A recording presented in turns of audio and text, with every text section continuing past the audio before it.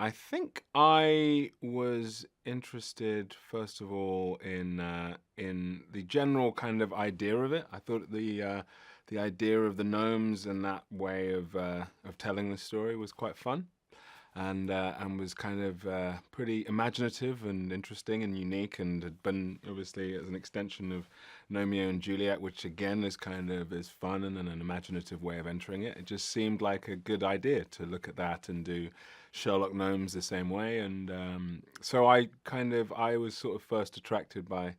I think, just the humor of it, and the kind of the slightly sort of irreverent kind of nature of it, which I thought was quite fun. And then also I thought that it was just very unique and compelling in its imagination, and different, very interesting kind of locations and characters and storytelling, and I thought those were quite fun things to get involved in. The main new characters that that turn up in this story are, of course, Sherlock Gnomes and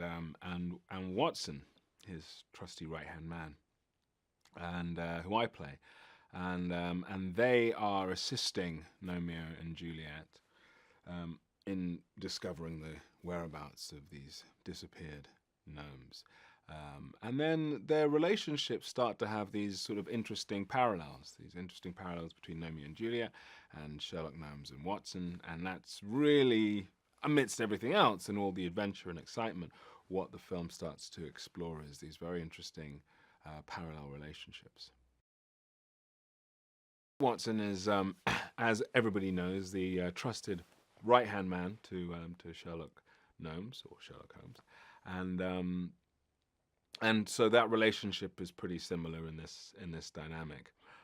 except for it's sort of, I think the difference is that it's explored quite fully, what their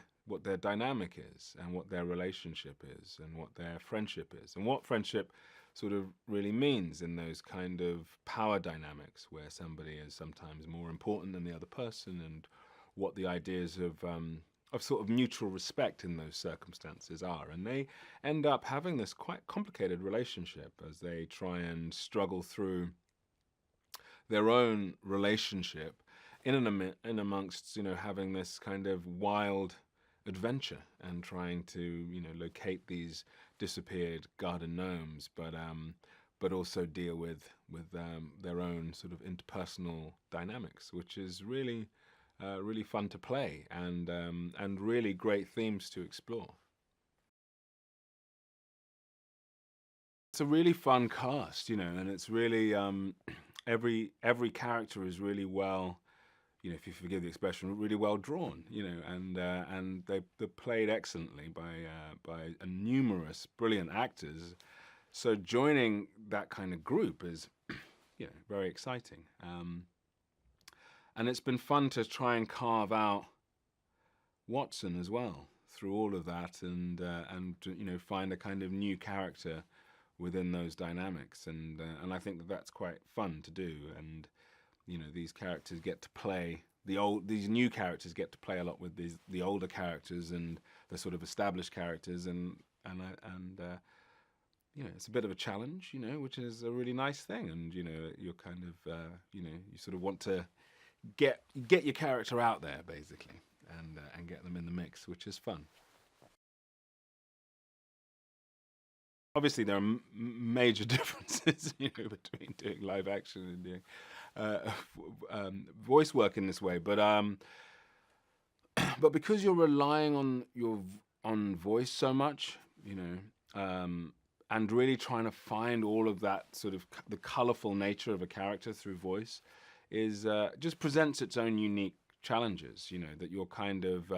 you are by definition sort of restricted into a certain mode.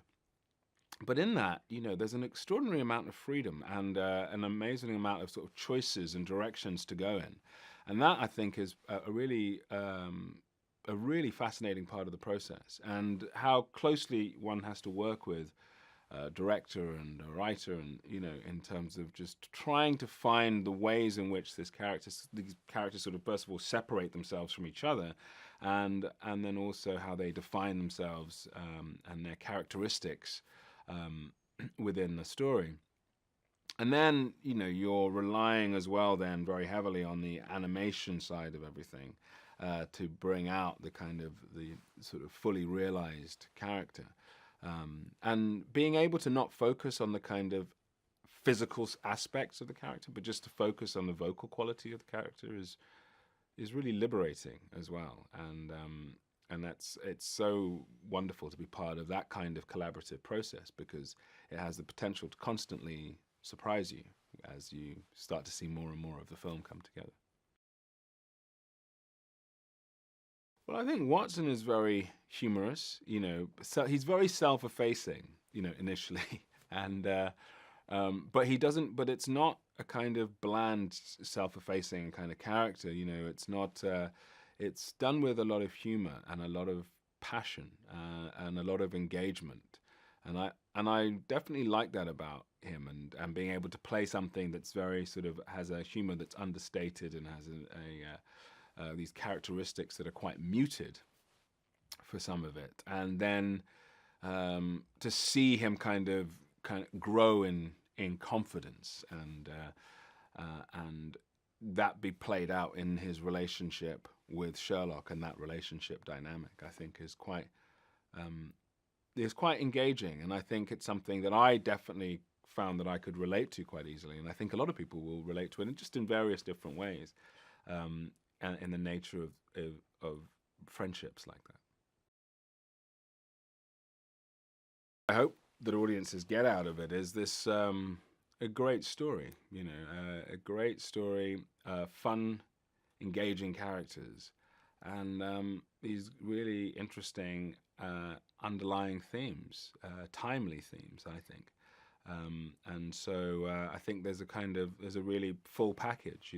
and it's and it's done, I think, in a subtle way, and without too much sort of bombast, but